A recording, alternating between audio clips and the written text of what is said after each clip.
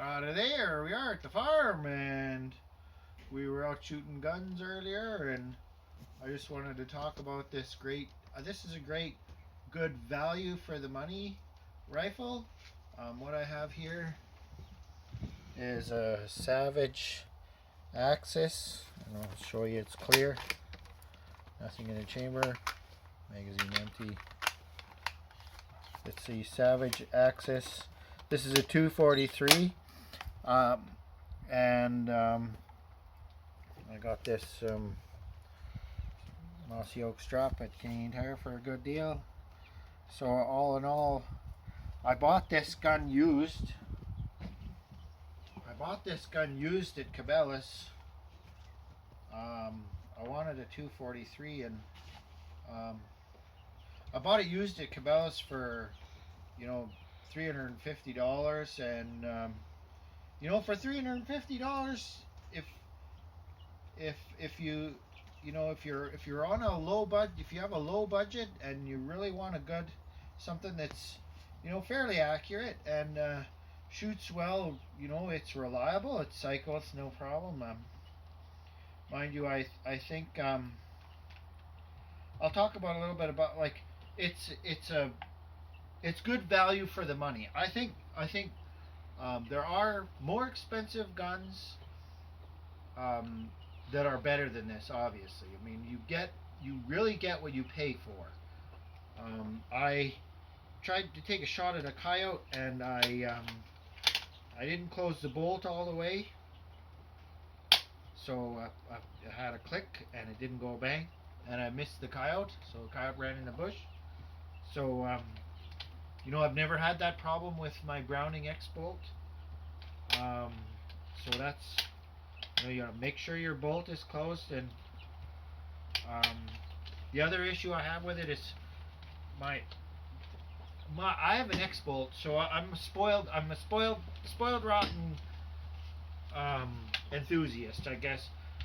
My X-Bolt, the throw is only 60 degrees, so when I open the bolt to my X-Bolt, it comes up to here, and I can pull it back, and I have no interference with the scope. But this practically bangs on the scope, and when I chamber around, it's but I mean, the scope. If I was to buy this gun brand new, I don't think I'd buy it with this scope. I think the scope is. I think I would buy, if you were to buy Savage Axis, buy it without the scope.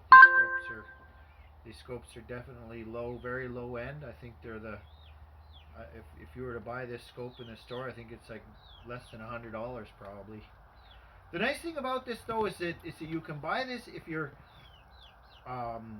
say you're on a hunting trip and you're in a place where you got a Canadian Tire and you got to buy something in a pinch and you need something.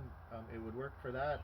Or if you're if you low budget, if you're really on a tight budget and you want to go hunting and you want to get everything all at once. I mean, the value of this is you got a gun that function is, and it's fairly accurate. I'll talk about accuracy in a minute, but you get a gun, you get rings, mounts, and a scope. I think new they're $500, less than $600 new. I mean, you can't beat the price. So, the other thing I wanted to talk about that annoying is you got to take the bolt out. You got to pull the trigger and press this little button, and then it's really awkward. And then in order to put it back, you got to do the exact same thing. You got to pull the trigger and press this button, and then it comes out.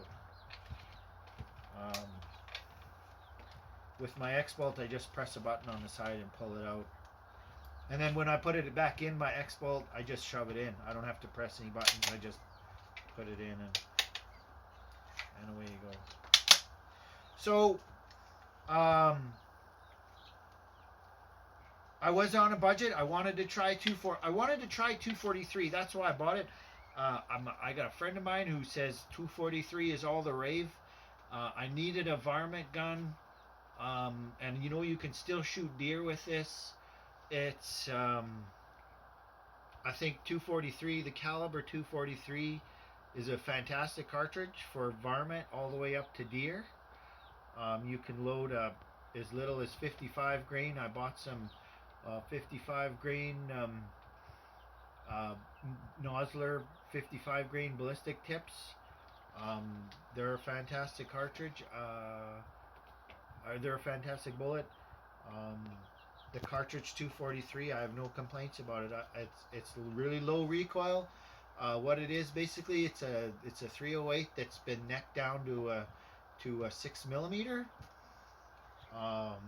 It shoots like a laser. You know, shoots like a laser. And if you want to take a deer at short range, I wouldn't.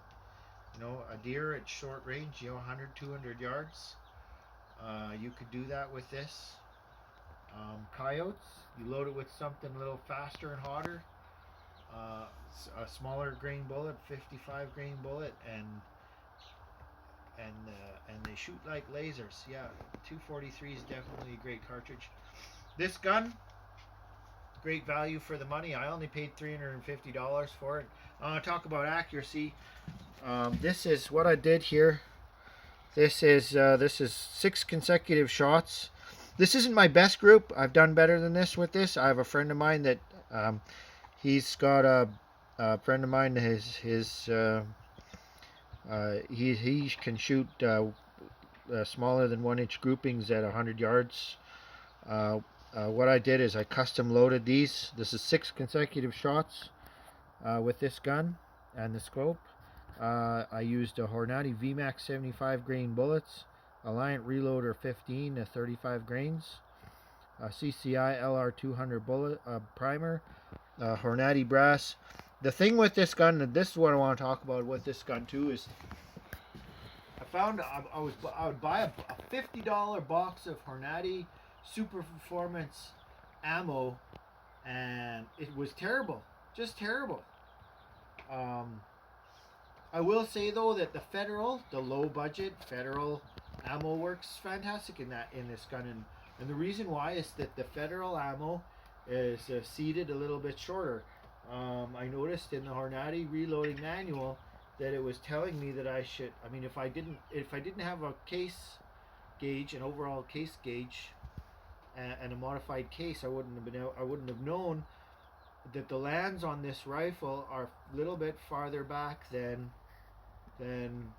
I guess some other rifles. But the Hornady book says to seat the bullets at 2.640, which is too close because I measured this and the lands are actually. You'll have to just check my other videos. There are other videos to talk about measuring for this rifle, seating bullets and stuff. Other than that, I don't want to ramble on too long. I'll just simply say, it's a good value for the money. I'm putting this up for sale. I'm selling it.